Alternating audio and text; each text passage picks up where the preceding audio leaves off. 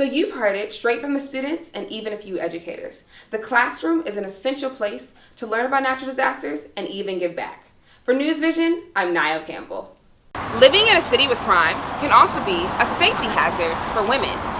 They can be subject to catcalls, stalked, or even physically assaulted. While she doesn't drive everywhere, she always drives to church and sits in this pew almost every Sunday.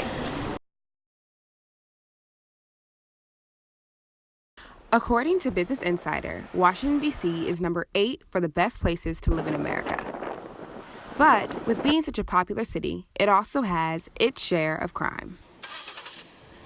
Living in a city with crime can also be a safety hazard for women. They can be subject to catcalls, stalked, or even physically assaulted. And I was purchasing something on my lunch break and a guy walked up behind me and grabbed my crotch. I'm incredibly uncomfortable, and they generally just kind of like make inappropriate comments and just kind of get in my physical space. In February, Councilwoman Brianna Doe introduced the street harassment bill. However, women still feel police won't intervene. So I haven't been assaulted, but I have been touched, and I've handled that myself. And so I feel like there is this moment of street harassment isn't something they'll intervene with. Sensei Carol is a self-defense instructor that works directly with street harassment. What we train people to do is to walk down the street in such a way that's like, I own the street.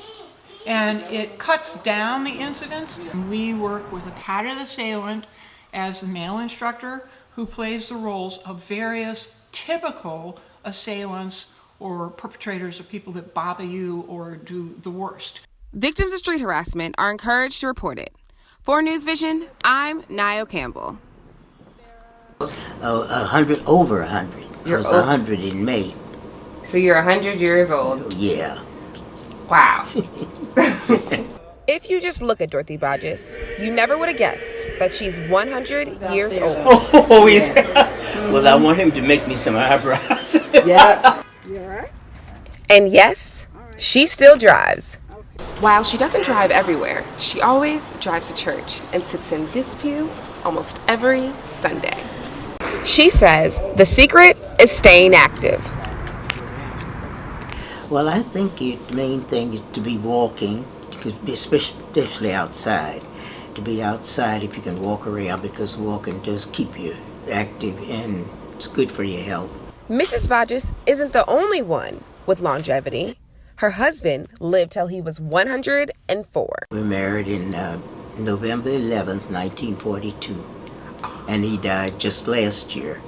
So we've been married 73 years. Much of their marriage was devoted to traveling to all 50 of the United States and 33 countries.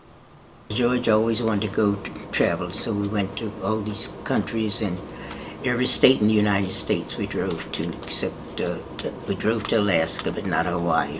So I just used to keep notes, and I came back and typed them up and sent one copy to my aunt and then my friends. So then somebody said, well, you should write a book. So then I just put all those notes together and wrote the book about our travels. The book is titled, I Wish You Were Here, and talks about all of her experiences. The worst part about the segregation when we were traveling, because you didn't have anywhere to stop overnight. So we'd have to just sleep in the car to rest up for a while and then keep going. Now that George is gone, Mrs. Bodges lives all by herself, but she's never lonely.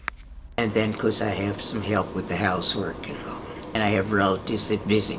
Sometimes they come to spend a weekend. Any regrets? She has zero. I had a full life. For NewsVision, I'm Nayo Campbell.